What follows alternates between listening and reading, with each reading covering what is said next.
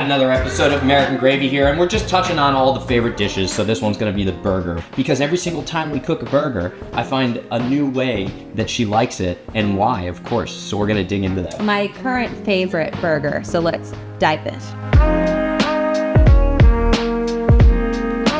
The key on a burger, right? There's only a few ingredients. You want to make sure that you perfect them and you understand why you're doing something the way that you're doing it. So let's start with the meat, okay?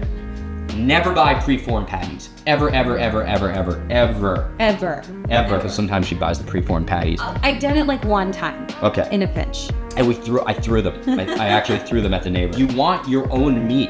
You want to loosely form the meat. If you take the meat of a burger and you put it under a microscope, we're getting really specific. If you take the meat of a burger and you put it under a microscope, what you'll find is that there's air in between all the pieces of meat that are loosely connected. When you're cooking the burger in the pan in the fat, it's actually caramelizing inside the burger. So you want to loosely pack your burger so that you can get that beautiful sear, because the sear and the Maillard browning is the flavor, where those pieces of meat are coming together, almost knitting together. So I didn't put oil in the pan. There's fat inside the burger, so you really want to crisp that up. I'm not touching it, I'm not playing with it, I'm just letting that Maillard browning to occur, because once again, that's the flavor. There's all these nooks and crannies and cracks in here, and that's what we want to start to caramelize as that heat comes up through the burger.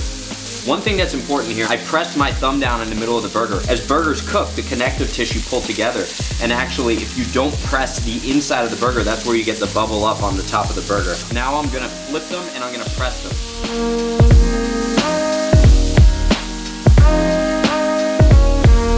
Nice crisp brown right there. That's what you're looking for. Those are the bites of flavor country that you want on your burger. I like to do an 80-20 blend. You're eating a burger, right? It's gonna be fatty. Even if you've got 20% fat, 80% meat, you think to yourself, well, I want a leaner burger. Fat is flavor in this case. Now, cheese. Cheese is always important. I love cooking my burgers on a grill because we like that smokiness. However, the burger that's cooked on the grill, in many cases, has a tendency to dry out on the exterior. Hence the reason that I typically do it in a pan. You can simplify your life. What you can use is a really nice smoked cheese. And in this case, I'm gonna use a smoked cheddar on the burger. Cheddar doesn't have the reputation for being the best melting cheese. Well, how do I get around that? I use a microplane.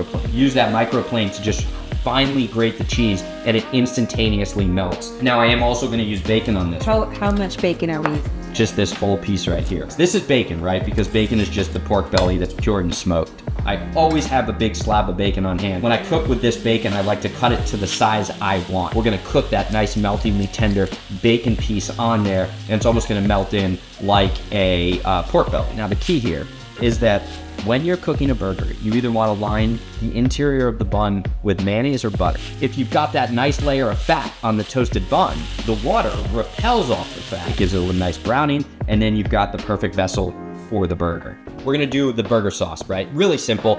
It's just ketchup and avocado oil, mayo, no seed oils here in this house, and a dash of a high quality vinegar. You want that vinegar to cut through the richness of the burger, but you still want that wholesome mouthfeel. There we go. There we go. Loosely packed burger meat, nice bacon, brioche bun, smoked cheddar, and voila. Well, and don't forget the chives. Yeah, I always have chives on hand because I love that nice, beautiful aromatic that you get. Perfection. And there we go.